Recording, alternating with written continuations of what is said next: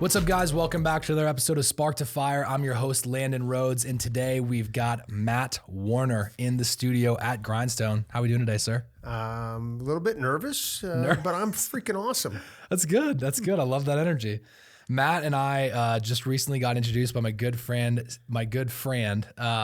Tavis. And shout out to Sam if he's listening to this episode. I bet he will. Yeah, it was him and I have been meeting at our gym there at the Empire Building at about 5 a.m. So it's been interesting, and we got to talking, and he's like, "You've got to meet," and then it went from there. Oh, that's awesome. Yeah, and so like literally 4 days later, we're already he hopping on the me, show. So will Monday work? I'm like, absolutely. Awesome, let's make man. it work. That's so good. So in Spark to Fire, this show, we like to basically go back to the origin story of where people started. It helps give the listeners an idea of where you've been and how that affected like your future. So like, what was your childhood like when you were growing up? Were you a super entrepreneurial kid right from the get, or did it take a while to develop? Well, I will tell you, I did have about 10 chickens. So I raised some chickens as a kid, and my dad, I'm adopted in Nebraska, so I was born in Chicago. My mom was a bit of a gypsy. She basically kidnapped me. We went to California, hung out for a while. Then she got married to a guy in Nebraska, and he adopted me. And then I grew up north of Waverly, about 5 miles on a farm. We had cattle or hogs and farm, and then later on got some cattle. So, which the Warner family farm still is north of Waverly on the original Homestead Act ground. My 92-year-old grandfather still drives grain truck on the farm. So it's with that being said, I did get a really good work ethic because on the farm, you're only measured by how hard you work. You can plant the corn rows as straight as you possibly can, but if you're not up early doing it, working all day, grinding, your worth is, I mean, not to be mean, but it really is a big deal on the farm. Your work ethic. 100% is. And I grew up with the exact same way. So I grew up on a farm southwest of Lincoln, little town called Exeter. Yep. So I grew up on a farm north of there, about 8 miles. And yeah, that's so you 100%, can relate. That's 100% true. Grandparents still both farm, and just still getting after it in their mid 80s. Yeah, that's awesome. Dad's still farming every day. And so I, third generation, like 100% that was my life growing up. Yeah, I really love the farm. I love nature. I love being outdoors. Matter of fact, I'm a terrible office person. I'm not very good at it. I drive most of our office people nuts now that our business has grown to the point where I really can't be out in the field. Even if I want to be, I just can't. We have a lot going on. We have about 70 team members. So it's getting to be it's a real company. We're rocking and rolling. That's good. Several companies, actually. I also claim to be a serial entrepreneur. That's my claim to fame. Yep. And passionate about culture. Culture has been on my heart for the last probably 6-7 years of making a difference. So my story, my growing up, get back to my growing up is, I grew up in a broken family where my parents were off and on again, divorced. My mom went to prison, had at the time was a very large drug bust in Greenwood, Nebraska. And so she was, so she went to prison for as a result of that drug bust? She ended up going to prison twice. Both times were drug related. And it was tough. We grew up, ended up in the government system for a while. That was awful. Got a really bad taste in my mouth for that. But ultimately, got out of that. Some angels got us out of that. And my brother and my sister and myself. And then it was tough. Growing up was not easy. My mom has a split personality, and she's taught me a lot of good things, but along the way, you had to figure out how to deal with those different emotions that she was going through. And she had a thyroid imbalance and just all kinds of stuff. You never knew whether, I'm going to get real here for just a second, but you really never knew whether you were going to go fly kites or get the crap beat out of you. And it was just one of those situations. And, it's tough for those kids and young people out there that are going through crap in their life. It's tough, but I will tell you, and I just told my men this morning, that it's actually also a gift because you get to have a muscle that those that are raised in the I don't want to age myself, but the Leave It to Beaver family, Ward and June. Everything's perfect, white shiny walls. Those people don't have that toughness muscle that you have in a broken family. And so I'm very thankful for what I got to go through. And I also had great parents. My grandparents or great-grandparents, not great-grandparents, grandparents that were great. Right, yeah, I gotcha. So they are awesome. My grandparents they're everything to me. Mm-hmm. They really watched over me and always, and with, this is, maybe we should stop filming here. I should gather myself together here. Not to be all sappy and stuff, but family's a big deal to me. Mm-hmm. And that's probably why we're successful. It's because I really want Empire to be a family. Yeah. And that's, selfishly, that's why I left the other jobs that I did have, because I didn't know if I could have that family atmosphere. Mm-hmm. And I really believe that I'm a big JC fan. I believe that Christ has put me here to help take care of people. Yeah. That's my why. That's too, not brother. To be, I know everybody's tired of the Simon Sinek, the why thing, but it is true. You have to understand your why. Mm-hmm. And my why is people. I really do care about our people.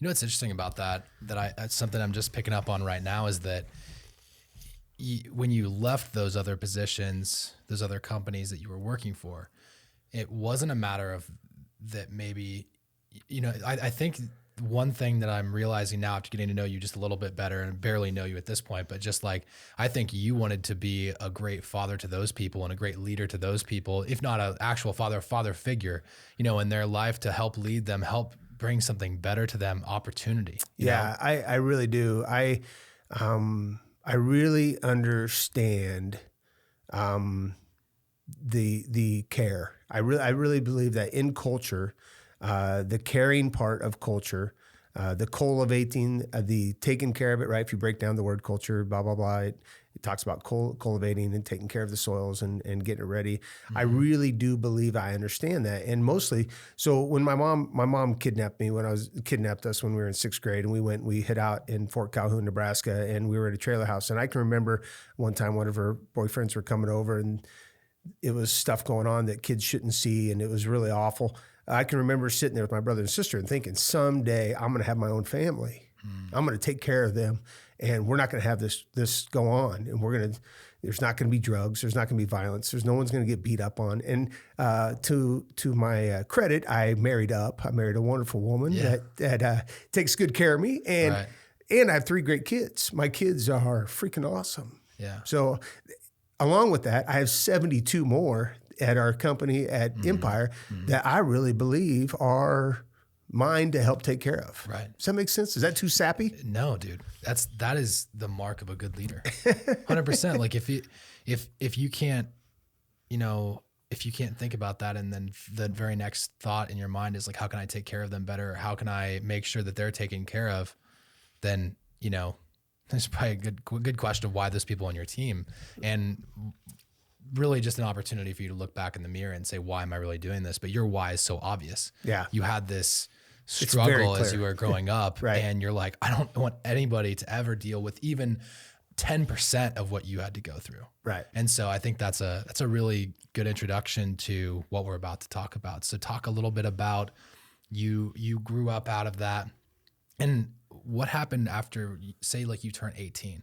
What was life like at that time? So 18, I was pretty angry. I was pretty mad at the world. My mom was in prison. Randy, my dad that adopted me, always gave me good work and always had a job and an opportunity. But I was just a bitter 18-year-old. Matter of fact, years later, I apologized to my dad, Randy, and said I was probably pretty tough to deal with. Him and I ended up getting a fight, and I... before I even graduated high school, I was out. Matter of fact, I spent probably a month sleeping in my Blazer and at my girlfriend's house to get ready for work. And it was kind of just how it happened. Matter of fact, I haven't even really told this story very often. So I don't even know why I'm doing this. But I will tell you that from 18 to 29, I was just an angry individual. I was not a very good husband. I never, ever got emotional like I do now. And I knew that everybody was out to get me, and I had started my own business, and I just wanted to be wealthy. That's all I wanted. I thought money was going to cure everything. Money, security. My spiritual walk was terrible. I've always known who Christ is and the power of it, but it was terrible. It was awful. I couldn't even imagine having to deal with me between 18 and 29 as society had to, because I just wasn't a good human. Yeah, and I think there's a lot of power in being able to look back at that, because you've obviously changed so much throughout your career. And so did you just throw yourself directly into work, and it just became all about, like you said, money for a while? And well, at 18, I bought my first semi. Okay. And I was working on the farm, and I had this idea that I would use the semis for over the road. And then when they weren't off the road, I would put them to work on the farm, hauling grain and whatever. So the semis most of the year just sat around, and I thought, well, let's put these things to work all year long. So at 29, I lost that business and filed bankruptcy, had a heart attack, myocarditis. Oh my gosh. So it's not a true heart attack. It's a virus that gets on your heart, and basically on the EKG, it shows a heart attack. So was that a result of the stresses of losing the business? I am 100% convinced it was a stress-induced deal. I remember about 3 o'clock in the morning telling Melanie that it hurts really, really bad. It feels like there's an elephant on my chest. And I was sick prior weeks before that. But on the farm, you just don't there's no such thing as calling in sick, right? No, you just go. You keep grinding it, no matter how sick you are. So at 29, I ended up in the hospital, ended up ultimately leaving the farm. Called Craig Gaina at Gaina Trucking and Excavating. Yeah, I know Craig. Yeah. Craig and I were friends through FFA when I was younger. And I called him on a Sunday night at like 10:30 at night, and he answered. Which was a godsend. There's an angel there too. Craig and Lori are wonderful humans. Awesome people. Craig, I said, Craig, I need a job. He said, all right, see you at 5 a.m. That was it. Yeah. You hop on the bleachers and you're ready to roll. I got in his excavator, had no idea. Craig knew I didn't know what I was doing, and he just said, you'll figure it out. And I spent about a little over a year with Craig before realizing that sitting in a piece of equipment wasn't my thing. I could run it. I just get bored. My brain gets bored. I needed more. Now that I look back on it, I really do think it was a God thing that I spent some time with Craig and Lori with their business as they were getting started also. And Craig obviously is a wonderful entrepreneur. Holy cow, he's done a great job, and he's just a good dang human being. He is, 100%. And Lori rode my bus with me when I was a kid. Oh, okay. So that helped Goes too. way back then. And, so they saw pity on me, gave me a job. Then I moved over to Landscapes Unlimited for a while. That was awesome. What was it like? So and there may be some people who listen to this show that don't actually understand what Landscapes Unlimited does. So, oh my goodness, walk us through a little bit. Do you know who they are? I do. Yeah, I do. I want you to explain it. I mean, just saying golf course construction or golf course like design is not enough. No. And so I want you to really just explode that for us. Okay. Show us what that is. I will tell you that. So Bill Kubley owns Landscapes Unlimited here in Lincoln. And most people don't even realize how remarkable that company is. So I remember looking at Golf Digest once, and Bill was the 9th most influential person in the golf industry. The whole thing. Tiger Woods being 2. Yeah, Tiger Woods is number 2. Arnold Palmer, Tiger Woods, Jack. I mean, all these people. Yeah. And then Bill Kubley. Yeah. I remember looking at that magazine going, people have to just wonder. This is a big deal. Yeah. This is a big deal. Yeah. And working for them really was probably the biggest stepping stone for me in understanding how to take care of people. So here they are. I don't know how many people they have. Let's just say 300. I'm probably wrong, but let's just say they have 300 people, and they have 50 superintendents. They would fly their superintendents back to Nebraska for a superintendent training, And it's a 3-day training where we would, if you were a superintendent, I was superintendent, we might not know each other, but we would do projects together and build little projects together and learn how to work together, learn how to lead and learn how to lead people with different characteristics. And they really put a lot of time. They would teach you Spanish. I'm like, holy cow, what is this? Well, I should be paying for this. Right. And they're paying for it. And we would go out, we would go bowling as a group. I mean, it's just culture. At that time at Landscapes, and I don't know where they're at now, but at that time at Landscapes, I saw what culture was. Mm-hmm. I saw how they took care of it and how Mr. Kubley took care of his people and his company. And I'll tell you what, you're not going to find a single person there that doesn't like the owner, Bill Kubley. That's awesome. He's a wonderful human. Matter of fact, he called me to do his fence at one of his rentals, and I was so excited. I'm like, holy cow. He's called me. We get to work together again. I get to do something for him. Yeah. So it was really, working for Landscapes was probably one of the most special times in my life.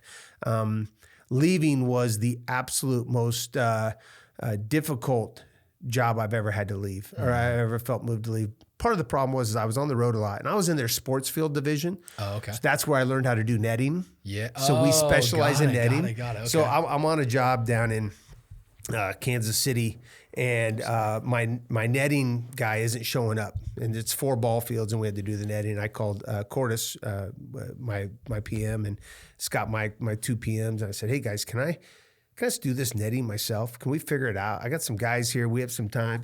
I want to get this done. So they turned me loose. And I was like, well, this really isn't that tough. I can do this and this and this. And my netting guy never did show up. So at that point I was like, I kind of like this. I like heights. I like getting up in the air. It's like I get paid to go on a ride, So, I enjoyed it. So that was always in the back of my mind. I did a couple other nets for Landscapes while I was there. And, but being on the road and working in Kansas City 5 days a week and having a home here in Waverly, I went home one time and my youngest didn't know who I was, and that crushed me. At that point in time, we knew we either had to move to Kansas City where the bulk of my work was, or I had to find a different job. Wow. I chose to find a different job so my family could stay here. My wife's family's here. My farm family's here. Yep. We just wanted to stay closer. So from there, I actually got a job with Mr. Hausman, and that was a great learning experience too. Matt Shint and Joey over there were awesome to me. They took really good care of me, and I learned from them. From there, I went to Justin Hernandez at NGC Group, and I learned a ton with Justin. Justin is a good friend of mine. So is Joey, so is Shint. All those people, I would like to think I never really burned a bridge, but I had to move on. But now looking back, I had to have those different experiences in order to do my own thing. Yeah. So in 2009, I launched Empire while helping NGC Group.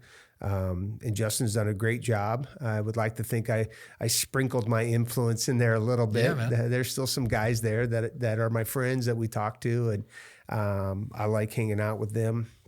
But then I burned the boat August 24th, 2014.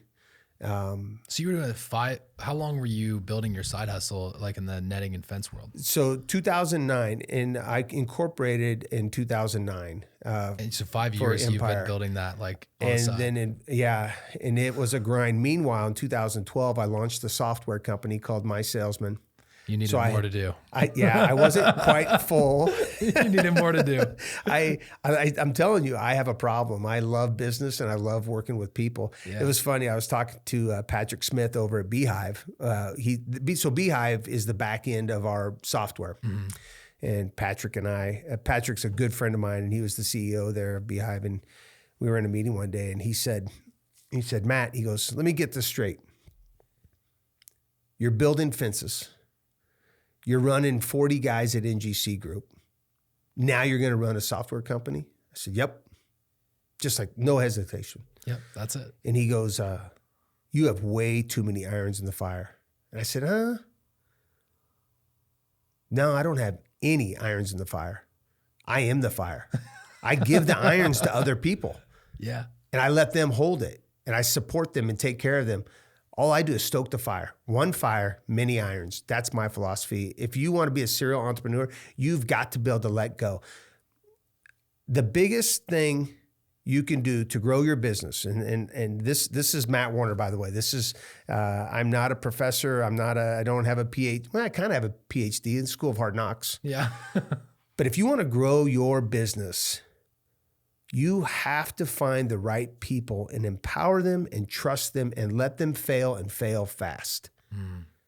You have to be okay. So at our place, I know I'm going down like 17 bunny trails, so you might have to pull me back here in a second. But at our family, we talk about Scott and Jamie and I talk all the time. Fail, first attempt in learning. Fail. By the way, I stole that from somebody. I don't know where that's from, but probably some podcast. Mm-hmm. I love podcasts. So this, for me, this is really exciting. Yeah. To be a part of one. But the faster you let people fail and you're there to pick them up, the quicker you prolong, or that the quicker you can get to the successful part of what you're building. Because no decision at all will do absolutely what it is. Nothing. So fail and fail quick. Now, I will tell you, at 29 years old, failing final bankruptcy and losing absolutely everything. I'm talking zero. I was at zero. One vehicle that was not paid for, that we had a loan on. They take your other vehicle. We were renting a farmhouse that plaster was falling off the wall. Man. I'm telling you, we were at zero. But I needed to fail. I needed that. I really did. One, to get on my knees and say, okay, Lord, I get it. Money is not what I want to chase anymore. I surrender, and I surrender all. That was literally what went through my head. That was my aha moment, my moment of saying, I've got to do something. And then for Craig Gaines to answer the phone was an angel, right? Totally. Because I just instantly picked up. And then from there, it was, I blame Craig and Chad Pester and Joey Hausman and Justin Hernandez and Jeff Cordes and the Kubleys. I blame all them for my success. They get all the blame. Yep. Dude, I think that's such a powerful statement that you said about failing too, specifically when it comes to allowing people to make the decisions that will inevitably lead to failure. Because what's so interesting about CEOs, when they sometimes, like as CEOs, owners, you can get upset when people make decisions that you would have made differently. But the problem with that is that no one was sitting over your shoulder and saying, how could you do that? Why didn't you do that differently? Yeah, you might have like had some internal criticism, of course, like as a result of that, because you are type A and it's just how you are. Yeah. But you have to remember that you have to give them that same amount of grace, because they haven't made the same mistakes, and therefore they haven't learned as fast as you have. Right. It's super important. It's also buy-in, right? Then now they have buy-in. Right. And they right now, I'm trying to get a few of my people to hire some help. I've learned that if I hire somebody and I plug them in there and say, here, you need help, they don't have buy-in in accepting that person as well. I have to get them to go, you know what? We need a person. We need a person. Yep. And I've learned that just recently in the last year, because I made a mistake. I hired a person. I said, you Plug need them help? in. I plugged them in and I said, go. That's not the right way to do it. Excuse me. That's probably bad podcast, right? Colin can cut it out. You're good. or don't. It's up to Colin. So, but I really believe that you have to have buy-in. You have to have, especially if you're going to hand them the iron, right? Yes. That means They have to want the iron in the first place. Yes. Yeah. Yeah. And when they do, give it to them, and give it to them quick. Yep. And let them get going. So and that's part of culture. 100%. And it's also like a hiring profile of who you're looking for. Right, Because I think there's people that want that iron, and then there's people who are like, no, absolutely don't. No. Tell me where the iron needs to go from hot to cold, and I will arrange a schedule around when that iron needs to, you know what I'm saying? Like it's a personality difference as well. It really is. Yeah. And I will tell you that there's certain people that don't want to hold that iron, but they want to be right there to help you hold it. And they're great at that. Right. So you have to recognize this. And I screw this up all the time. I just had a young man, so I have very little turnover, very little, but I did have a young man leave me here recently. And it's because I was pushing him to hold the iron. And I shouldn't have done that. I didn't even recognize it. It was, that's the other thing I love about business, right? Is we're always learning. 100%. We're always getting better at what we do. We're always, and I really love the culture part of it. And I'm starting to get to the point now where I can mentor other small businesses and say, get good people, take good care of them, pay them what they're worth or more. You have to plug them in and believe in that. And it's just really, really excites me when I see other people thriving off of just a little nugget that I can get and say, hey, try this. It really is more blessed to give than to receive. 100%. And what you'll also find is a result of people hearing this is that they learn subconsciously just from hearing your story, because that gives them perspective for how good their life is or how good they had it when they were growing up. And they think like, okay, well, if he had all these issues, he had all these things that he had to deal with, I didn't have any of that. So I should technically be, and it hypothetically should be ahead of that point because I didn't have to, struggle during that time. Right. And not, thank goodness not everybody has to do that, but you obviously flipped it into a positive and you flipped it into a lesson for yourself. I will tell you, I'm very blessed. I would not change anything. I don't want to go back and do it again, for crying out loud. Right. There's some dark moments in there, but I also know that I wouldn't be who I am. And I really do care about people. And that doesn't mean I'm not a jerk sometimes or say something that's wrong or hurt somebody's feelings, but I'm trying to be more aware of it. And luckily I have a great wife that says, hey, being a jerk. That you're being a jerk right now, so stop that. Yeah. So, have you studied any personality tests or anything along those lines? It's funny. Sarah was telling me she wants me to take one. Sarah is basically our CFO. She does all the book stuff, and she's been with me a long time. And she's always like, you need to take it. I have not done it yet. What's it called? What's that? Which one is it? Well, she wants me to take the Gallup one where it ranks you and it tells you your strengths and your weaknesses. Oh, Strengths Finder? Yeah. But I haven't done any of them. I probably should for fun. You should do DISC assessment. Is that it? What is it? So DISC assessment is a pie. It's like a pie chart, and it's just 4 quadrants. And so you've got, I'm going to try and get these all right here. You've got dominant, which is high D, influence, which is I, and then you have S for support, and then conscientious for C. And then where you end up on that circle is what you have the propensity to react as your hardwiring. And so people who are very dominant, but also influential, those individuals tend to be more leadership, either executives / owners. But then when you have more, so like the best description I could give would be like someone who's a very high D is very direct. And then you have people who are high C as well. So if they're a DC on the DISC assessment, they're more than likely going to be either a hyper-technical leader or like a CFO. So a CFO is somebody who is very direct and they will tell you how it is. They're not afraid to like tell you bad news usually, right? Yeah. And then, but at the same time, they're the people that are going to go through every single checkbox to make sure every single thing is done to the line. Right. Whereas the high D is going to go look at the first 3 and be like, yeah, I got them done. I'm on to the next thing. Yeah, that's me. And so that's me as well. Yeah. And so you should definitely take the test. Okay. I'm really interested to see what you are. I will, and I will report back to you of how it turned out. Maybe a little bit of it too is I don't want to do it because I'm scared to really know where I'm at.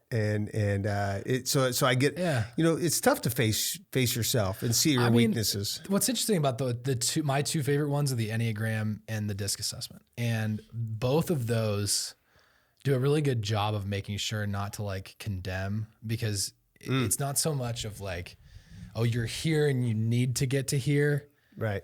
that's your decision. And so the Enneagram never changes. The DISC assessment does change over time. So you can slightly adjust where your dot ends up on that map. Okay. And a good example of would be somebody who's incredibly like high in D and C, but very low in S, which is support. If you're not as empathetic and you're not as emotionally intelligent, you're going to have less of that. And so over time, someone who's high D, really high D should try and build that up over time a little bit. Like try and make sure like you are becoming more conscientious. You are becoming more empathetic. I am going to jump on this. That intrigues me. I do.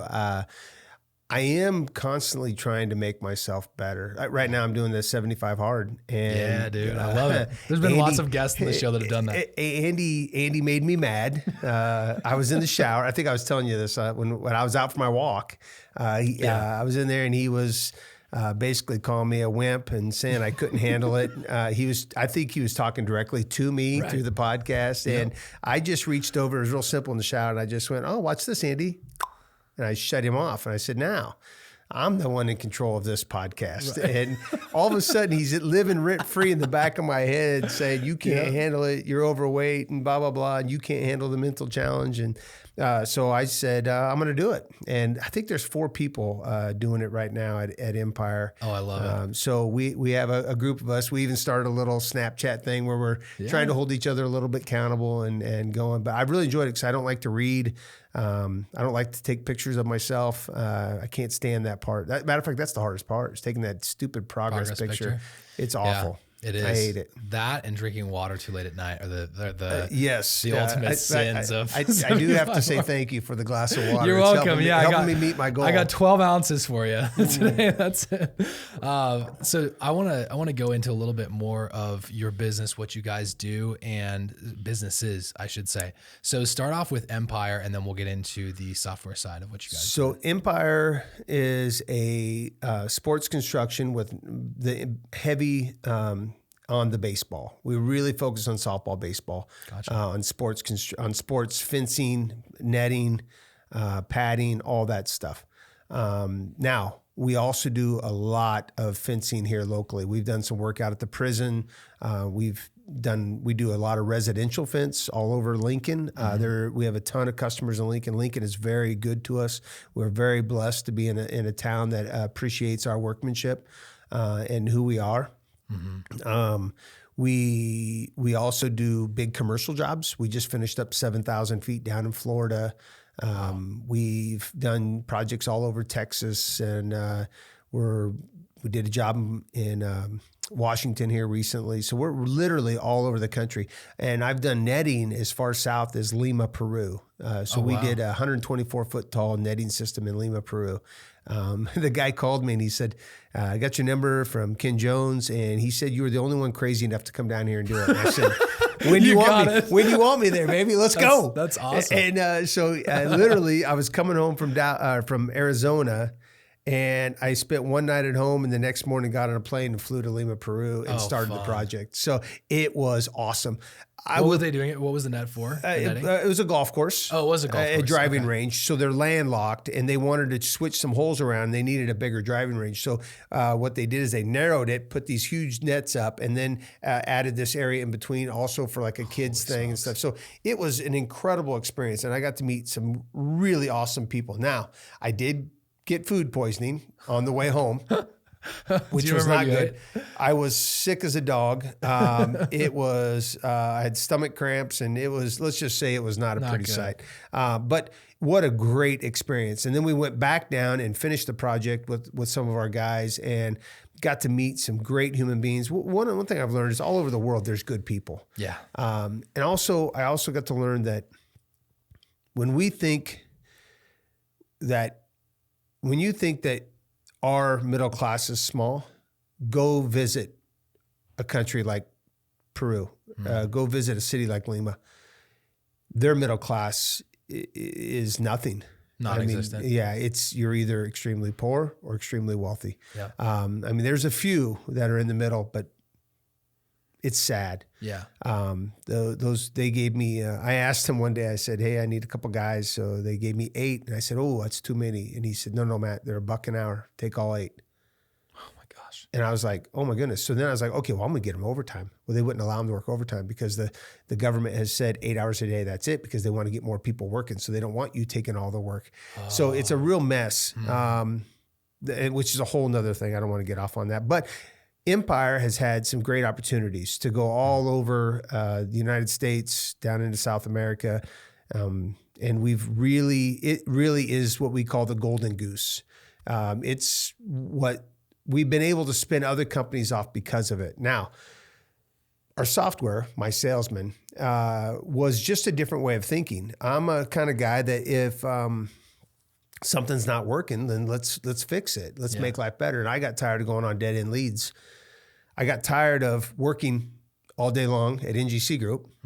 And then to go sell a fence, I had to go meet somebody on a Saturday, and they had no idea what the fence was going to cost. So I created a software where they could go draw their fence, have a catalog, pick their fence. It gives them a range between $5,000 and $6,000. So now they know what it's going to cost. Now we sell that to other fence companies all over the United States. Yeah. And it really was struggling because of the way of thinking, right? So many people would say to me, oh, I have to go on every single lead. Well, I'm telling you folks, you don't want to go on every single lead. Well, you're not going to run a very big business then. No, because it's just a waste of time. Capping yourself. Everybody gets 86,400 seconds per day. Time is free, but yet it's priceless. And I got burned out on going out on Saturdays instead of hanging out with my family and my kids. I was out trying to, if I'm going to go, I don't mind working, but I want to land a job. I'm very passionate about landing jobs. I figured out that that's how I made my extra income, right? It was a big deal. And I was trying to eventually grow my own business. mySalesman, I almost shut it down because it just wasn't catching on. And then in about 2019 and 2020, it just took off, right? Which was a blessing because nobody really wanted to see a salesperson anyhow because of COVID. Oh, wow. Yeah. And it happened to be perfect timing. I was worried that we were going to be the Studebaker for a little while, meaning we were way ahead of our times. Right. Way ahead. And really, we weren't. We were perfect timing to be ready for the pandemic when people were like, I'll draw this. Can you come verify the measurements? And then don't talk to me. But no, don't talk to me. Right. Yeah. And it worked. And we grew. We doubled it between 2019, which we were starting to catch on with some podcasts and stuff. We're starting to see what we were doing. And we are very well known in the industry. So where do people find that? mySalesman.com. If you're a fence company and you want to try mySalesman, just go to mySalesman.com and you can do a free demo right there. Rachel, I plugged in Rachel. I handed her the iron and I said, take it and run with it. And she does. She's the face of the company. Most people, cool. When we go places, they think that she owns it. Amazing. I mean, I'm kind That's of such the a back big deal. end. Yeah, it's huge. Doesn't that make you proud? I'm telling you. Like there's no better feeling than that. I'm like a proud parent when she's just, everybody wants to meet her. Everybody wants to talk to her. You're like, and, yeah. And I'm like, that's awesome. You got it. Somebody came up to me at one of the shows. I think I was just in Nashville at a good friend of mine, Caleb Roth, puts on a great training seminar in Nashville. We were there and somebody came up and they're like, doesn't it bother you that nobody really even knows who you are? I'm like, Absolutely not. I love taking this back seat. It makes me feel good that and you know what? She shines and she's smart. She's better looking. She's easier to talk to. She's more polite. She's got all I'd rather talk to her than to talk to me. So it's a great fit. And actually we just brought on Kelsey. Kelsey's going to be joining us. So we're going to have two people there doing it. I think by the end of the year, we're going to be busy enough. We need a third person. So it's just really multiplying. And that's a very fun business strategy, right? Software for sure. The whole monthly subscription thing is a great business model. It's easy. It's fun. But I will tell you, I about pulled the plug on it at one point in time because we were not, it was expensive to build. Yeah. But real once expensive. it's built. That's the thing. And now it's debt free and we're rocking and rolling. So crazy. It's fun. So that's business number 2. Business number 3, let's say is the Wave, which about 15 years ago, I told a lot of people I was going to build a place for kids to go to get better at their sport in Waverly. There was nothing really, no indoor go train to get faster, jump higher, stronger, faster, better. There was nothing like that in Waverly. So I built a indoor baseball, softball facility that also does some speed training. We do we have a weight room, so you could do. This morning I was there doing my walk and lifting. And then we let all of our team members have a membership to that if they want to work out. So it's a double dipping there, helping them. But it really made me feel good last year when Luke Shepard runs that for me. He's our general manager. He holds the iron. And he said, "Hey, Matt, come look at all these bicycles." So I went out and I went around in the front and there was all these bicycles. I'm like, what the heck's going on? Well, there was about 11 or 12 kids in there playing wiffle ball last summer, 110 degrees or whatever it was, 105 degrees. It was super hot. We had the air conditioning on. They put their own pickup game and were playing wiffle ball in there. It. That's awesome. Yeah. And that was my dream. And I painted that picture for everybody. The other thing with entrepreneurs, you got to paint a picture. You got to be a CVO. CVO, Chief Visionary Officer. Oh, yeah. Yep. So you have to be a CVO. And I had told Luke, the dream of this place is to make it a place kids want to come to. And when I see a whole bunch of bikes here, that means we've done our mission. Yeah. And he called me. He's like, "Come check this out. All these bikes." That's so cool. So that's awesome. That's the Wave. Yeah. It's a workout facility. It's packed. Matter of fact, Sam is coaching there. Luke is coaching there. Oh, love it. All those guys are helping kids get better, which is their mission, right? Yeah. So that's another business.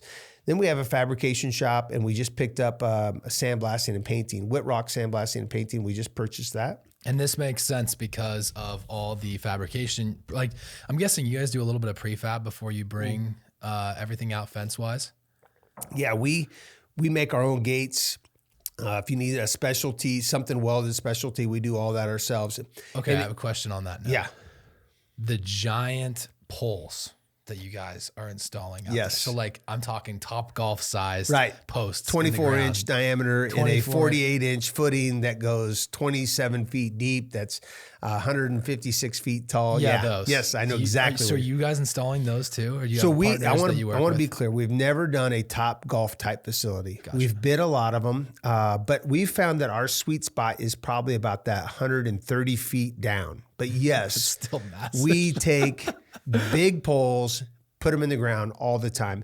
And our real sweet spot is that 40 to 50 foot tall poles. Mm-hmm. So like Bellevue West up in Omaha, we did that. It's 50 foot tall netting system, 16-inch diameter poles, beautiful netting system. It's just so wild. You always wonder, like, you always wonder when you drive by stuff like that. And I guarantee your brain works like this. Like, I wonder who put those poles in the ground there. I wonder, and you know the answer now, but like, I wonder who, down to like even, the sound panels in this room.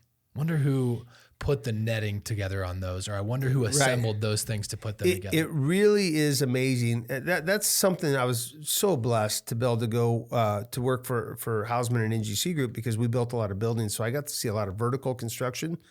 I got to learn a lot about, and I got to meet the people. This town has some incredible companies in it.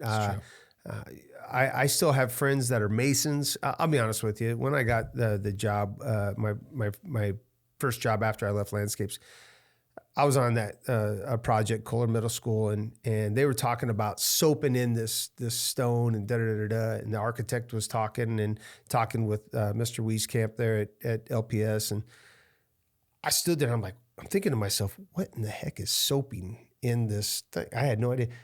I literally leaned over to one of the masons and I said, what the heck? He's like, oh, Matt, we're just going to cut these stones like a piece of soap and we're going to make it fit right in there and grout it in. It's no big deal. I got it. Don't worry about it, buddy. Well, thank goodness you know what you're talking about because I'm supposed to be running this job and I have no clue what he's talking about. Yeah. But a little bit of that too is put your arrogance aside and don't be afraid to ask the 100%. Professional. That's what he's good at. Mm-hmm. Every good superintendent, if you want to be a great superintendent, don't be afraid to ask the questions. Yeah. So many superintendents I'm going down another bunny trail, but so many superintendents think that they have to know it all. Yeah. But they really don't. They have to trust the people that do know it and then engage them and then get them to buy in on let's go. Let's have a great product. But that's a really great point. You have to be able to step back and analyze objectively and say, do I understand this or do I not? And then, Right. because otherwise that's how stuff gets missed. That's how things get swept under the rug because you're like, oh, I didn't want to ask that question. And like, for what? Plus, good superintendents need to have the trust of their contractors, because then they're going to do a better job for them, right?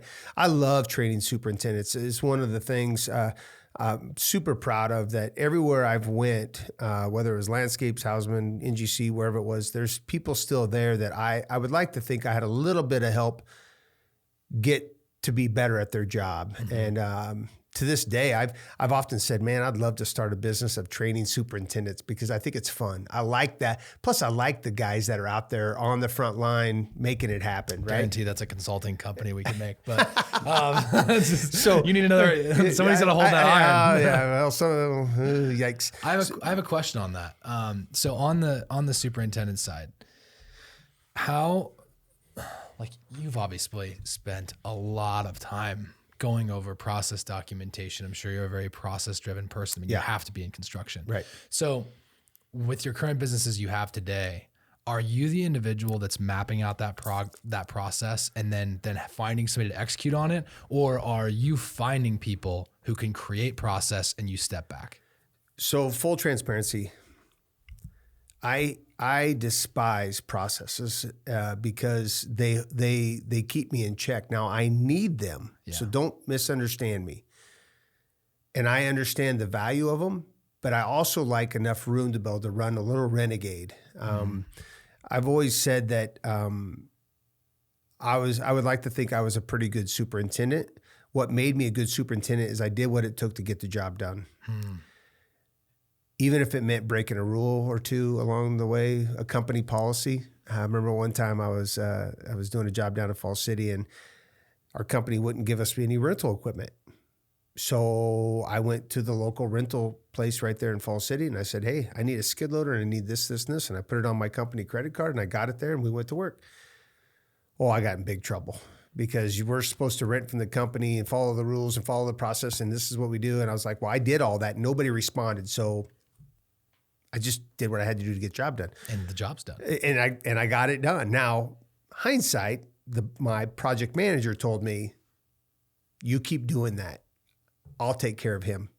But please try to follow the rules. And I've always said, if you give me sideline to sideline, I use the whole field. That's great. I love that. I do not stay between the hash marks. I run the whole field, and I will micro-gear that baby all day long and run around until I finally find a hole to get through. And a little bit of that might be why all of our businesses are doing pretty well, is because I'm not afraid to say, let's think outside the box. What do we have to do to get over that hurdle? Which I will tell you, our fabrication business, I failed it miserably because I didn't have the right person plugged in there, and I didn't give them the reins to do everything. I kept trying to hold back. And as business owners, we have to realize sometimes that even after we do a lot of different things, we have to every once in a while self-evaluate and say, holy cow, I screwed up here. Mm-hmm. And then admit it to your team and say, hey, this is on me. We're going to go a different direction. Thank you for supporting me along the way.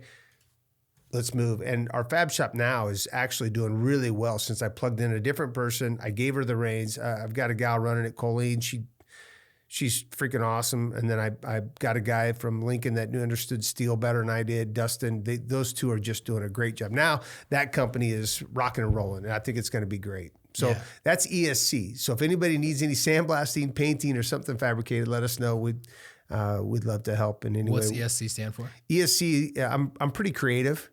Empire Supply Company. Okay, cool. Because most of what we were originally doing was all building towards us, and that's what we were building. Right. So we are a fabrication shop first and foremost that happens to do our own sandblasting and painting. Got it. That's what it is.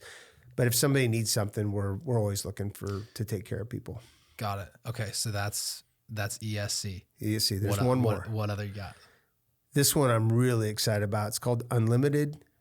I used the word unlimited because I really think that I owe Mr. Kubley. Mr. Kubley, a thank you. Someday I'm going to run into him, and hopefully this is it will be a successful business, and I can say, hey, thank you for the hand up that you gave me in teaching me about culture and how to take care of your people. Unlimited Sports Solutions is our retail arm for everything that Empire installs today. Got it. So we are selling that to our competition. We are taking our dugouts, our foul poles, our backstop systems, all that stuff. Productizing it. And we are selling it. And then we're selling a consulting package to the fence companies. Yeah. Right? So they can say, well, I don't know how to do this. We can say, that's okay. We're going to come right alongside of you, and we're going to help you along the way be successful. Because the more successful you are, the more successful we are. So we're going to sell a consulting arm and have that consulting branch there to say, you want to set 16-inch poles? I had a guy tell me the other day, he goes, man, we can only set 2 or 3 poles a day. How many are you doing? And I'll be like, well, we do 8 to 12 a day. And he goes, no. He goes, I mean, we're digging the hole ones. And we're setting in these 8-inch poles. And I'm like, no. I get it. That many at 16-inch poles. So we're even doing bigger ones. But we've just figured out the process and the procedure of how to do it better and more efficient and faster. So we want to teach that to other fence companies. Good. Now, I will tell you, if I could put a plug in for Unlimited Sports Solutions, it is a startup. It started last January. Ron Dubas is the president of that company for me. He runs the operations in that thing 100%. He's my partner in crime over there. I value him and his opinion a lot. I kind of stay out of his way a little bit. Mm-hmm. We have this great bond that we both love good leadership, and we both understand that it takes both of us to make this thing work, right? Yet someone needs to lead that specific from an ops perspective. He has it. Yeah. But I'll tell you, it's so unique. So let me back up. So Ron comes to me. He was working for a local company that COVID wasn't very nice to, got laid off or fired. I don't know what it was. So sorry, Ron, if I screwed that up. But basically, he said, I'm looking for an opportunity. I said, well, I have this idea. I literally pitched him the idea. Napkin. Yes, business. This is what it was. And we sat just like this. Yep. We met 3 times. At the end, he said, hey, I have a couple other job offers. I might take them. I said, hey, I encourage you, whatever.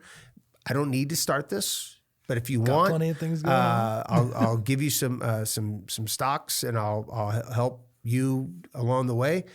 Financially, I've got the money to do it.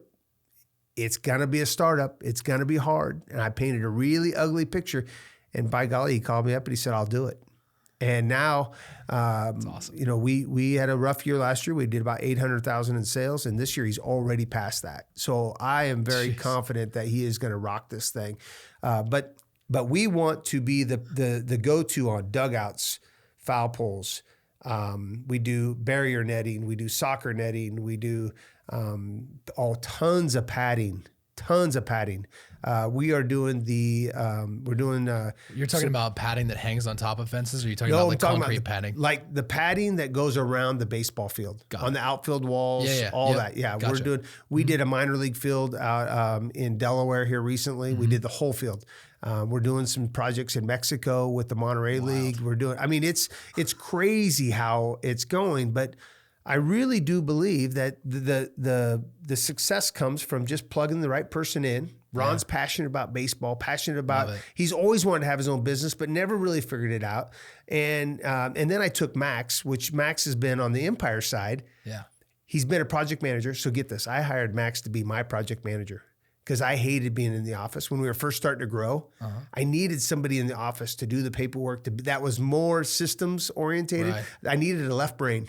Yeah. I'm right brain. Yep. I needed somebody that would keep me in check. So you've just surrounded yourself with those people to make me. You don't become that. I don't want to. Yeah. Because it is who I am. Right. I know, man. Yeah, I know. I mean, you look at any business owner in Lincoln that has had any success at all, and they surround themselves with people that think differently than them. Totally. And that's what Max is. So now I took Max from Empire, plugged him in at USS because he understands the install side and all that Ron didn't understand. Ron was understands marketing and all that. Boom. Now, Awesome. Katie barred the door. We're going to rock and roll. It's so super exciting. So that's pretty much all of our businesses in a wrap. And that's all I got to say about that. But I do love working with people. And I believe culture is the key. And I would like to think that we are ahead of the game in culture at I call it our Empire family, because Empire is the mother goose. Uh-huh. It's the one that helps get everything else spun off. It's paid for everything else. Yep. So we really care about people. We want to plug in the right people. And if you want to be successful, my golden nugget for the day is find good people, plug them in, give them the iron, and stoke the fire. That's good. That's so good. It's real simple. Man, what a high point. That's exactly right. And I think when I got started in this company, finding that person was something that I think I tried to do too early, or I tried to half give those responsibilities to. Have you already gone through that and struggled with that? Yeah. I try to force my will. Force your will, but then also like, what about like basically half giving it up? Or were you pretty good at giving it all away? I have completely lied to myself and said, I've released the reins, I've given up. And I totally am pulling that horse back the whole time. And they're like, Matt, can I just, and I'm like, oh my goodness. That's why it's important to let everybody know and you're around you to say, it's okay to disagree with me, and please do. I don't want a bunch of yes men or women. No, I want people that are going to be honest with me. Yeah. Now, when I decide we're going a certain way, let's get on that train and let's go. Right. But don't patronize me. You know, that brings up a really good point. Have you heard about how Jeff Bezos handles that with like his high level teams? No. Like disagreement at a high level. So what they'll do is, if it is a decision that is irreversible, the top leadership individual will make it. And then sometimes if it's really, really high up, he'll make it. If it's a decision that is reversible, then he'll let them make it, because he knows for a fact that they need to make those hard decisions. Right. They need to be given the chance to fail. And so that's one way to like guide whether or not you're giving people the correct opportunity to, chance to fail is this reversible or irreversible? So in our business, when we're filming or podcasting with somebody, not saving footage or having footage not backed up is an irreversible mistake. Once it's gone, it's gone. Right. Now, if we have it backed up and we try this new method where we're proxying files so it can load faster, so we can edit the videos faster, that is a reversible mistake. I don't even want to be involved. Just let me know how it goes. Yeah. But you can always go back to the project file or the raw files and then bring it back in, and nothing ever happened. I don't even have to be involved. Absolutely. But I think that's one way that I've tried to make those decisions is this irreversible or is this a reversible decision? Right. I think learning all these little tricks, and I'm telling you, that's why I become such a student with, there's so much information out there right now. Yeah. There's just too much, all the probably. podcasts and everything. And sometimes you have to figure out, okay, is this person trying to sell me something? Yeah. Or is this just all, I mean, right here, I have nothing to sell. If you don't buy a fence from us, that's okay. Right. We're plenty busy. Oh, okay. That brings me. Go ahead. But I have a question after that. Yeah. But I even tell when we go to our software clinics and stuff, and we're trying to offer our software, I tell people all the time, if you buy it from us, great. If not, I'm okay with just being friends. Yeah. I'm okay. I'm good. We have enough blessings that we're good. Yeah. Now, if you buy it from us, that's awesome. If you like our content, you like what I'm saying. Amazing. Then buy a fence or subscribe to our software or buy a backstop from us. That's awesome. Mm-hmm. But if you don't, it's okay. I think that's good. But being a student and learning and constantly trying to better yourself is no different than going to the gym and working out. Yep. Surround yourself with it. Get a good accountant. Get a good banker. Be friends with them. Get a good an attorney. That's such a great point. Be friends with them. Absolutely. Be friends with them. And that, I don't think anyone's ever said it quite like that on the show. But like people have said, you got to have a good banker. You got to have a good lawyer. You got to have a good attorney. But what's the difference between that and like how people are categorizing that is, are you friends with them? Can you call them up, get drinks, get cigars, go out for a dinner with them and their wife? Like that stuff matters. It really does. It really does. I mean, I'm telling you, I really think I have the best accounting firm. I think I have the absolute. I know I have the best attorney firm because they're phenomenal. I got a great. I use 2 banks. Both of them are good friends of mine. I mean, and I talk to them when I don't need anything. That's it, dude. You know, don't be calling them up saying, "Oh my goodness, I need $50,000." Especially the younger entrepreneurs. Don't. You have to plan. You have to think down the road. You have to go in there and say, "Hey, it's May. In August, I think we're going to need some cash." Yeah. And they're going to go, "Holy cow, this guy's looking ahead. He's a good bit." Even if you wing it, at least go in there and be ready for it.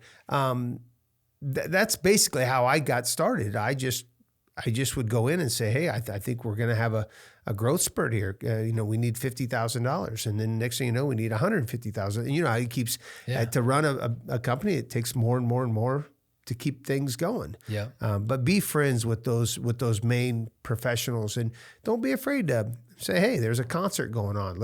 I got some tickets. Let's go get a drink and go hang out at the concert." Dude, I think that when young entrepreneurs, and I'm speaking from experience with this, is I think when young entrepreneurs see really high up, well off, successful business owners taking out their attorney, bankers, etc., they look at that as like, yeah, someday I'm going to have to do that.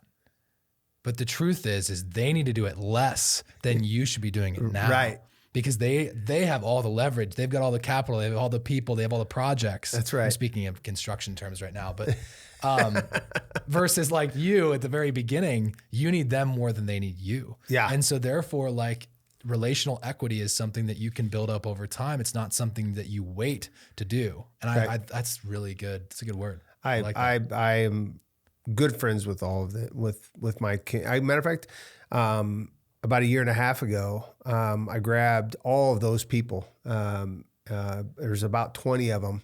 I even flew in a guy from California, and I took him to Round the Bend Steakhouse. Mm-hmm. I rented the back room. I got a microphone, and I said, "Thank you. Here's a meal on me." I love that. So that's good. I had my bankers, my attorneys, which they're all friends of mine. So I don't even want to give them those titles because they're actually my buddies. And we hung out for an evening and bought them some drinks, and we all get along. They know my story. They know who I am. They know that I'm going to grind it. I'm going to work my tail off to make sure we are good humans. But anyhow, you had said that you were thinking about something. How long do we have? We're good. We got about 10 minutes left. Are the street lights on yet? Yeah, we're right. It's moving a lot faster than you think. First of all, I think that's super smart to have some sort of a dinner or an event where you as a business basically go out and thank or bring in and thank all the people that do business with you. So super smart. Right. So it's not culture just within your family. It's culture externally with the people that you do business with. And then there's a culture that you should have also with your kids, right? I teach my kids, I told them, I said, this is our circle, the 5 of us. We will have each other's back no matter what. Mm-hmm. We will look out for each other. It's funny, if my kids listen to this, they're going to chuckle because they know where I'm going. But I call their boyfriends and girlfriends baggage because they're nothing more than me than just your friends. They're not in our circle. I know they're your girlfriend or they're your boyfriend, but I explain to all of them. It's temporary until it rains. It's very temporary until you make the commitment to Christ. Yep. That then you get to come into that circle. Yep. And I want that to be special because then we will have your back. That's completely different. So when Ben gets married, it'll be 6. When Melissa gets married, it'll be 7. And then their kids will be in that circle, and our circle will grow then. But that's still going to be our circle. The circle of trust, I stole that from Meet the Fockers. But the circle of trust. Come on, Fokker. Gaylord. Painted the tail black. What did you do? Great. You hit her in the face. But that's kind of where I got it from is you know what? I want a circle of trust. I want my son to know that your sisters, you will watch out for them all the time. That's good. And it's a big damn deal. Yeah. And I want my girls to know that's your big brother. You have to watch out for him and take care of him too, because he needs your love and nurture also, not just from mom, but from you. This is our circle that we have. So culture. It's really is how you take care and you cultivate everything so you can take better care of the soils, right? Yeah, dude. It's a big damn deal. That's huge. I love that, especially the circle thing with the family. I think sometimes that gets like, and I have no experience with this because I'm not a father yet, but I'm guessing there's. You're engaged though, yes, right? I'm engaged. Yeah. So And I was very fortunate and very blessed that, the family that I got engaged, or, my fiance's family immediately accepted me. Like I was in the inner circle, the instant, like way sooner than what you're speaking to. Well, if you were dating my daughters, you would not be in it. I'm just kidding. I would weasel my way in. We would podcast, have drinks, cigars until I was like. I want to be very clear though, that I still care about them. Yeah. My deal is that I just think that we have to take care of each other, and that didn't happen when I was growing up. Yeah. So I'm a little bit more protective of that circle. Does that? Yeah, make sense? I think the heart of it is, Matt, you're basically saying like, I want this to be such a change for you when you do finally become a part of this family. Bingo. That like the light switch comes on and you're like, holy crap, I really did just plug into a new family. Like Right. This isn't just like, oh yeah, the in-laws. Like, no, this is a sacred place. This is a sacred circle, and now you're in it. Right. And I think that's really what you're. That's exactly what I'm trying to say. Yeah, it's good, man. Yeah. I like that a lot. And so my question that kind of popped in my head is like, Empire, ESC, Wave, all of these things, all these businesses that you have, there has to be an engine that's powering all of these. What engine do you prefer, and what have you mastered building? Is it the sales engine? Is it the marketing engine?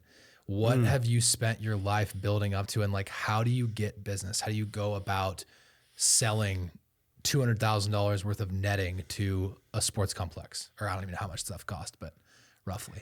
Yeah. Wow. That's a big question. I will, man, not to be cliche or anything, but I really think that the engine is the people, and grooming them and teaching them to understand the sales side of it is important. But Jamie and Scott work really hard because they believe that we're going to take care of each other. Mm-hmm. They grind it. And I don't tell anybody what time to be at work. Other than Mondays. So we do a thing called Monday morning meetings where we get together, we do a safety topic. I have a safety director that delivers a safety topic, a life skill, and a leadership skill. Safety, life, leadership. Got it. So those are the three things that happens. So give me an example of like a life and leadership one. I know safety, but I'm going to give you an example. So some Monday mornings aren't as good as others, but I'm going to give you one that we nailed. You ready? Yeah. So we had gotten, we were on a Kiewit job up in Omaha. We got a ladder that got revoked because it didn't have a sticker on the side. So our safety director says, we need to teach how to inspect ladders. So I said, great.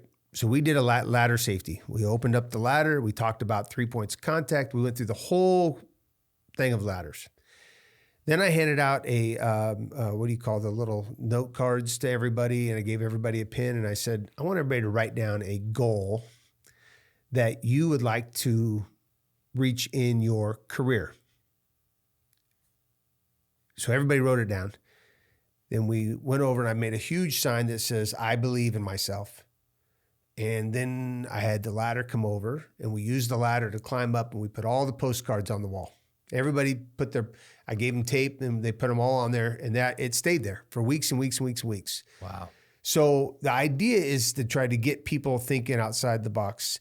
And I talk about that little voice in the back of your head that tells you to stay in bed another hour, or tells you that you're not smart enough to do something, or whatever it is, that you have to eventually ignore that. But we also talk about shaking a hand, right? How it's important to go to focus. I believe to shake hands really properly, you have to start with the eyes and go down to the handshake, and actually go in for a handshake and be intentional about that handshake. Mm-hmm. And then you look them back in the eyes, and you say, nice to meet you, or pleasure to meet you. Right. But I think it's a big deal. You know how many people don't know how to do a handshake? I mean, how many men don't know how to shake, or they squeeze really hard? Well, that's not good. Yeah. It's just a nice, firm handshake is good, no right? Dead fish. No dead fish, right? So we literally spent one Monday morning shaking hands with each other. I love that. That's great. So it's a little bit weird sometimes. But they're both kinesthetic things. I think that's another, like a really big takeaway of this is like, you really get them involved. Absolutely. Yeah. All of them. Yeah. And I tell them all the time too, listen, you're going to struggle with things in life. You're going to have days that you feel like crap. You're going to have days that you feel like $1 million. But only you can control what your mind does. Your brain is not wired to make you happy. It's wired to make you survive. Yep. Right? So you're in control of your brain. You have to tell it, today's going to be a good day. We're going to kick butt today. We're not just going to survive. You know, I'm always going, woo, let's go. You know, that's my Ric thing. Flair. I do the little shaking thing. Matter of fact, I've got friends all over the country that when I walk in, that my first thing is, woo. They all know when I get in there. I love it, dude. And I get all jacked up and say, let's go. So a little bit of that is back to your question of what drives the engine. I think it's positive encouragement. It's getting them to understand the importance of sales, but not getting them to dwell on the sales. I don't like coin-operated people. I don't want people, if you come to me and say, oh, I want to make a operated, is that what you coin. Oh boy, now we're going to go down people. another thing here. If I have to put a quarter in you to get you to dance, I don't want you in my world. I don't want you here. If you're coin operated, go somewhere else. Oh my goodness. Anybody that is in my circle is right now going to be laughing, going, oh yeah, that's Matt. That's hilarious. Did you come up with that yourself? I don't know. You know what? There is no such thing as anything original, right? So I'm sure I stole it all, but a little bit of that is who we are. I don't want you, if you're chasing the almighty dollar, yeah, I don't want you in my world because I'm not chasing the almighty dollar. That's Plus, good. anybody that has any brains at all understands that once you make $70,000 to $80,000, you really don't change your life that much past that. There's no tangible benefit past that point. Who said that, by the way? I heard that the other day. Somebody did. I know Gary said it before. Gary Okay. V. Yep. That's where I first heard it. He said that there's been, and Jordan Peterson, I think, talks about it. Right. Basically, like when you get to your life together, there's this certain point of diminishing returns from like you said. Yeah. So my theory is let's go about this thing, and I'm going to do everything I can for you, and I'm going to try to add to your wealth. I'm going to try to help you with giving you some generational wealth. Mm-hmm. I've made Jamie and Scott partners in our building. They're my partners. I've made Ron a partner. I got a couple different people I'm going to make partners. I'm going to bring them in, even if it's a phantom stock type of a thing where we can help. There's by the way, get to know your accountants. All of you business people out there, get to know your accountants, and then find somebody, and then don't be afraid to give them the golden handcuffs, right? Mm-hmm. The golden handcuffs. Yeah. Where it's good, but you can't leave. Right. I told Jamie and Scott when I gave them each a third of our building, I said, listen, this is good and bad for you, right? You're going to have generational wealth. You don't have it now, but you're going to have it when this building's paid for. And then we're going to get the residual income off the buildings. But also, you're not going anywhere. And so, yeah, exactly. Because now we're partners and you're married to me. Mm-hmm. So let's go. Yes. And I would not want to be married to me. It's got to be tough. Poor Melanie. It's got to be tough. But with that being said, I really think back to your original thing. What is the engine? The engine is taking care of people, setting the expectations, giving them the reins, and then just keeping the fire hot. Yeah. We can talk about sales. Yes, sales is very important, but if you don't execute, then that hurts. And you got to get everybody to understand their importance in the cog. I mean, everybody has to have their thing. Business is tough. That's, Samson, Hausman, NGC, Cheever, all those companies, Brester, all them companies. They're amazing. We have some really good companies in Lincoln, Nebraska, and Omaha, Nebraska. Mm-hmm. Kiewit is amazing. Mm-hmm. I mean, but all those people, all those companies have good people in there, and they're taking good care of them. Mm-hmm. And that's the key to success. And I'm telling you, I've traveled all over the United States, and I've seen some really crappy companies that don't take care of their people, and it shows. Yeah. So we should be very excited that we have good humans here in Lincoln, Nebraska, and Omaha, Nebraska. Mm-hmm. People that you're excited to take care of too. Yeah. that are going to show up every day. So taking care of those people, and you answered my question very much so from a cultural perspective. I have deeper questions around the sales side of like, what is the actual process for how you guys were acquiring business that you could share? Because obviously I'm sure some of that's proprietary, but like, what does it look like? How do you actually get those contracts? So it's funny. Somebody asked me the other day, what's your marketing plan on your netting? How do you get, so we did the netting at the Field of Dreams project. Yeah. For the game that the Yankees played in. Yeah. We did that netting. That's awesome. Yeah. Did you document that? Yeah, I don't do a very good job of bragging about what we do. I should probably do that a little better. We can help with that.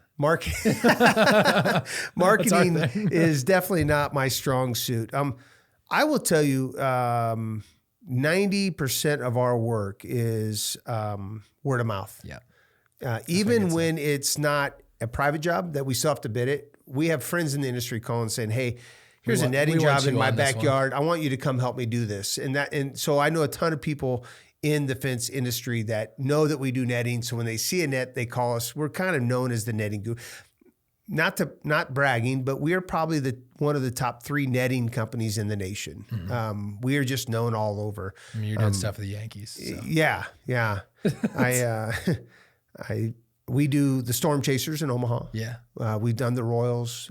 We've done the Chiefs. We did their kick nets for the Chiefs. Oh so we really do a lot of big projects, but we also do a ton of high school and small colleges. Mm-hmm.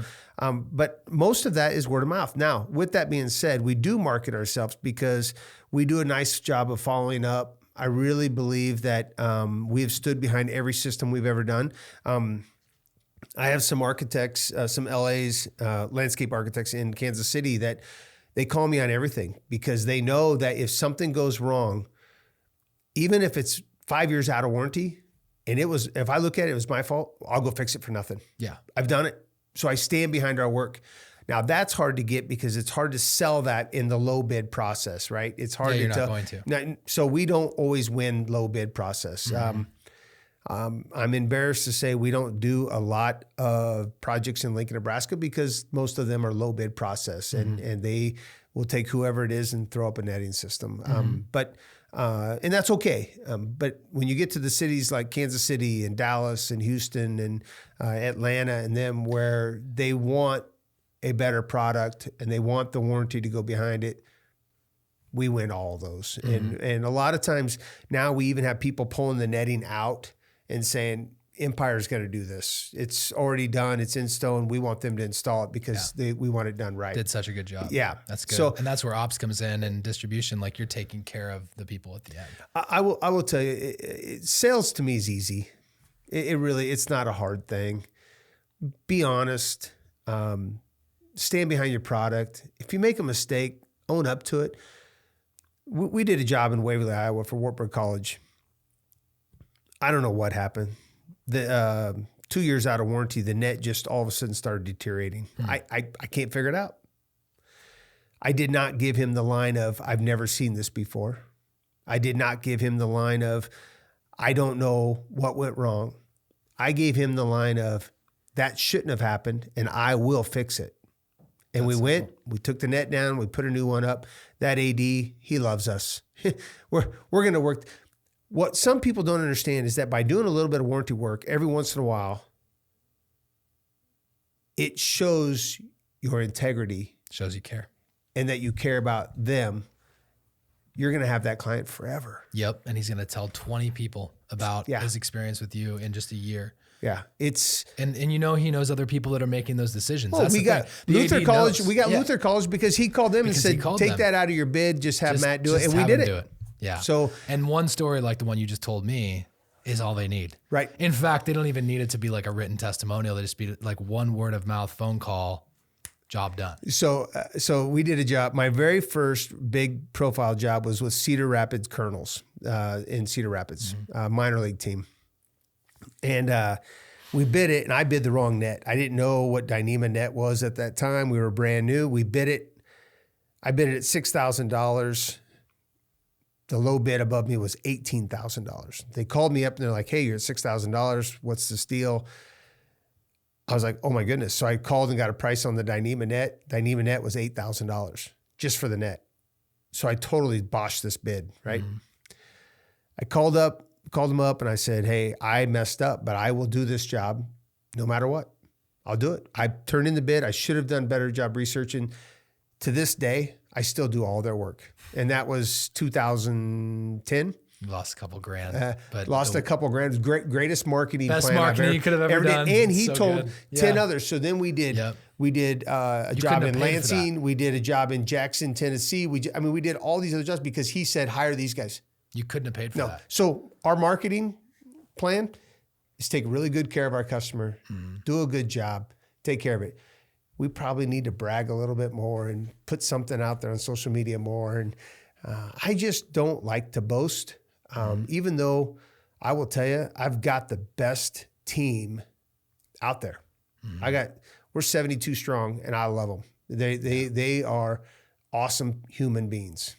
So that's I can tell, man. That's like what I can feel that in just how you talk about your company. There's a lot of pride there in a good way. Yeah. I love it. All right, we're kind of wrapping up the episode here, so I want to ask you some kind of quick fire questions. What is your favorite book, a book that you've read more than once and that you recommend to most people? Good to Great. Absolutely. Changed my life, changed my world. I always thought Lee Iacocca was an awesome CEO. After I read that book, I was like, aha. Have you watched the movie Ford versus Ferrari? Oh yeah. Yep. Dude. Great movie. It's like the only movie that's like, so one of my favorite scenes, total like rabbit hole here, but one of my favorite scenes is when he's sitting in the back of that car and they take him in the back when he's on the racetrack and he's like crying because his dad couldn't see it. Yeah. Dude, I about lost it on the plane. Yeah, isn't that I was great? getting all emotional. I was like, this is such a good movie. I'm like, I'm watching it on an airplane, but man, that's one of my favorite. Good to Great scenes. is a life-changing. I mean, I read Why and I've read Energy Bus and I've done them all. You know what? Let me be honest. I listened to them on tape when especially when I was in the field and I would drive to Decatur, Illinois, 7 hours, book 7 hours. Perfect. I can listen to the whole book. Yep. But I am big, big on Good to Great. I think that is an incredible book. Next. Awesome. If you could go back and give advice to your 29-year-old self, I usually say 21, but 29 was a really big pivotal moment for you. What would you tell that young man? Fail and fail fast. How? Too many times I've contemplated and I was scared because I was staring a bankruptcy right in the face, which is humiliating. I will tell you, I'll take it to my grave. No matter what ever happened with growing up with my mom and the different things that I went through as a child, nothing was more humiliating than a bankruptcy. Yeah. I took our family name from several generations of farm family with the Warner name and put it in the paper as a complete failure. That was tough. It hurt really bad. And then once I got going, even in 2009, when I started that company, I was so hesitant and so scared that when Justin called me and asked me to come help with NGC Group, I was so excited to maybe have an opportunity to bring in a little bit of outside revenue for my family, right? Because you feel this thing, especially as a male, that you have to provide for your family, even though Melanie was working just as hard as I was and she was in the job, but it's kind of how we're wired. It's how we're wired. So many times I second guess things, and then I always had a plan B. And you know what? If I have a word of advice to my 29-year-old is stop putting so much in the plan B, and don't be afraid to fail. But fail quicker, because I believe the quicker fails are shorter and easier to recover from than what I did. Is I kept taking my trucking company and trying to make it go. And I should have just cut it and said, all right, that's done. I've got to move on. And I would have done that probably at 26 instead of 29, 3 years of agony and trying to pay bills. And I was making excuses. I was like, well, this guy in Kansas City filed bankruptcy on me. And that's what started the whole collapse of my trucking company was the guy didn't pay the bill. And I was using that as an excuse. No, you know what it was? It was me not having a good contract and not getting collected and letting my payables go too long, my receivables go too long. I was not doing a good job of running my books. I did not have an accountant. I was trying to do it myself. I had all these things going wrong. I was making excuses the whole time. No, stop. You failed, Matt. You screwed up. Now let it go. Forgive yourself and move on. Quit dwelling on it. Yep. So in 2009, when I started, I said, all right, well, I'm going to do this right. I got somebody else to do the books. And I said, hold me accountable every day, please. Make sure that receivables, payables, It's all good. the balance sheet's right. And that made you a better entrepreneur today, though. Better entrepreneur. I put a system in place where every single Friday I get a report from Sarah, Melanie, and Melissa, and they give me a report that I made up that works for me. I love that. And I get a report on the accounts. And then I don't even do anything more than I spend about 20 minutes looking at each company, which as you get more companies, it takes a little more time. And then I don't do anything. But then I get up on Saturday mornings and I dive into it. I do a deep dive in Saturdays when it's quiet. My phone's not ringing and I have time to concentrate. And I look at cash projections. I look at sales projections. I look at what's coming, what's going. They send me a list of all the bills that we are going to pay next week, no matter what, that I've already signed off on. So I have all these little tricks. That's good. And if anybody ever wants some help with these little tricks, come out to Waverly and talk to me. I'm part of LIBA. Bob comes out and sees me all the time. If you know Bob, tell him it's not intimidating. I want to help people out, any entrepreneurs out there, because you have to figure out what works for you and your systems. But anyhow, that's the advice. Sorry, I kind of. Oh, dude, you're good. I'm writing notes down. So deep dive on Saturday. That's good. So just to recap that, weekly financial reporting from each of the companies, doing a cash flow analysis, figuring out what your sales projections are going to be for the next week, and the billables, the bills that you've already signed off that you're going to pay. Yeah. So good. I love that. Having triggers in our life is so important. Bingo. So important. And that's a great trigger. And I just set up a pulse meeting right before this. So we could basically get better at promoting and just upping the quality of this podcast. Right. Just to consistently be building and getting better all the time. Well, you're doing a good job. Thank you. I appreciate it. I stalked you after Sam told me about you. I started stalking you and I was like, holy cow. They're a little out of my league. I have no business being on this podcast. You absolutely crushed it. I disagree 100%. So, my last question is, talk about how your relationship with God has made you a better entrepreneur. Oh my goodness. So, this is a tough one for me. One, because I always seem to get emotional because I really think that I'm trying to make sure that no matter what I do, I'm trying to glorify him and give him all the credit and all the glory. That's why on our E, I put the crown above the E, because every day I walk in that building, I want to remember that this time, because last time I tried to glorify Matt. I tried to give Matt all and all I wanted to do was prove to everybody that I was wealthy and that I had a lot of money.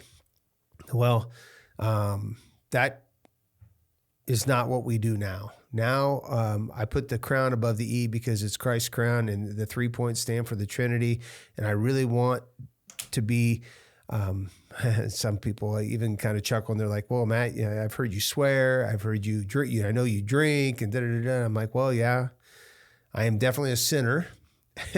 I definitely fall short a lot, but with grace and grace alone, I've been saved. And I tell people all the time, they can say the F word. It doesn't bother me. I don't like it when people use the Lord's name in vain. That's kind of and it's funny too, because even I have a lot of non-believers that are in our company, and they respect that. They actually, they know I don't like the G-dams and all that, but I allow them to say the F word, and it doesn't bother me. We're in construction, and if that's what they want to say, then so be it. But Christ is our focal point. I don't want to sound like I'm a holy roller, because I'm definitely a sinner, and I've made a ton of mistakes, and I've treated some people like crap, and I've done some stupid things in my life. But hopefully those people have forgiven me and moved on and said, you know what, Matt's not who he was in his 20s. And now that I'm officially 50, turned 50 in December. You're 50? I'm 50. Oh, wow. Yeah. Do I look 40? You don't look 50. Oh, but I don't look 40. No, actually, I was thinking like mid 40s. Yeah. Okay. Yeah. No, I am a proud 50-year-old. I actually, I had somebody say the other day, what age do you want to go back to? And I said, none. I can't wait till tomorrow. I don't even want to think about yesterday. That's funny. Let's keep rocking and rolling. Let's live in the present. Of wisdom. And let's so much wisdom. Plus, I mean, I got my kids are getting older. They're having jobs, and you know, my son graduated college. My daughter graduated in 3.5 years from college. Awesome. I've got a 16-year-old at home. I can't wait to see what they do with their lives. Why would I want to go back? So none. Zero. I don't want to go back. That's good, man. I love that. And it's so obvious the call in your life to people, you know? Yeah. And that's cool to see somebody who takes their faith that seriously. It's also applying it, you know, every day and even putting it on your logo. Yeah, it really is. Cool. You know, it's funny. I was embarrassed for years. I wouldn't tell anybody what the crown was. But then all of a sudden somebody asked me one day, so we give all of our people boots. This is the last thing I promise. Every year we give them a $200 boot voucher. I love it. Now, a little bit of that is that when I left the farm and I filed bankruptcy, I didn't have any money for boots, and I went and bought the cheapest pair of boots. Oh, no. And Craig, if I would have went to Craig, he probably would have bought me a better pair of boots, but I bought the cheaper pair of boots and my feet hurt every day, all day long. Nothing worse. So I always said, if I ever make it, I'm putting boots on everybody. I love that. So every single person gets a $200 boot voucher every year. When your anniversary comes up, here's another voucher. Go to Red Wing, get yourself some boots. Mm-hmm. I also tell them that the greatest leader to ever walk the earth, in my opinion, was Christ. He was also the greatest servant. Mm-hmm. And he washed his disciples' feet. Now, I don't want to wash your stinky feet, but I will put boots on them. Yeah. But a little bit, that's my message, is I want to take good care of their feet.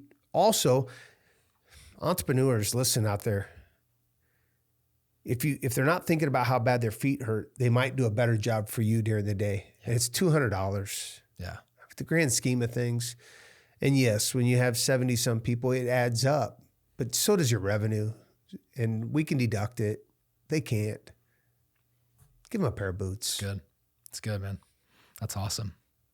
Anything you wish I would have asked you today, or anything you want to cover? No, I will admit I'm actually just now calming down. I was on a little bit of an emotional high there for a little bit. So thank you for that. I need that once in a while, right? As entrepreneurs, we need we need to get jacked up a little bit once in a while. I feel like you wake up jacked up.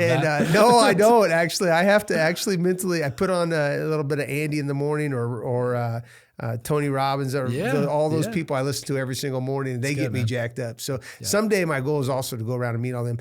If I want anybody to know anything about Matt Warner, though, I want them to know that culture is what we're passionate about at Empire. That really is. And now that does not mean we're a bunch of wussies. That doesn't mean that I'm not going to rip somebody's butt. Yeah. That doesn't mean I'm not going to hold somebody accountable. That doesn't mean I'm not going to admit to my own faults. Mm-hmm. But at the end of the day, I want you to know that I care about you. Yeah. That's good. That's my so long obvious. and short of it. That's so obvious, man. Well, I don't think I'm going to end with anything better than that. So guys, that is going to wrap it up for another episode of Spark to Fire. You can find us online at Spark to Fire. Just go ahead and search Apple Podcast. And to get more great people like Matt on the show, you guys got to leave us a 5-star rating and a review. And if you've already left a review or a rating, you can go back and do it again. It actually refreshes every episode you listen to. So please be sure to go do that. And if your business is looking to get any podcasting done, you're looking to start a podcast, you want to launch, but you're not really sure what to do, give us a call, and our phone number is on our website. It's grindstoneagency.com, and reach out to Matt too. If you have any questions on business, either of us are available. My Instagram is Life of Landon. You can find me anywhere online. Just Google me, LinkedIn, wherever, I'll answer it. And where should people reach out to you? Calling the Empire office, empire-fence.com is our website. We have a number there. The girls do a good job of getting me messages. My email is matt@empire-fence.com or matt@mysalesman.com. I really try to get to all my emails. I do a pretty good job of clicking them away and responding. I do love business. I love studying business. And if anybody ever needs a hand, I would love to help them out. That's good, man. Awesome, guys. It's going to do it for another episode of Spark to Fire, and keep striking.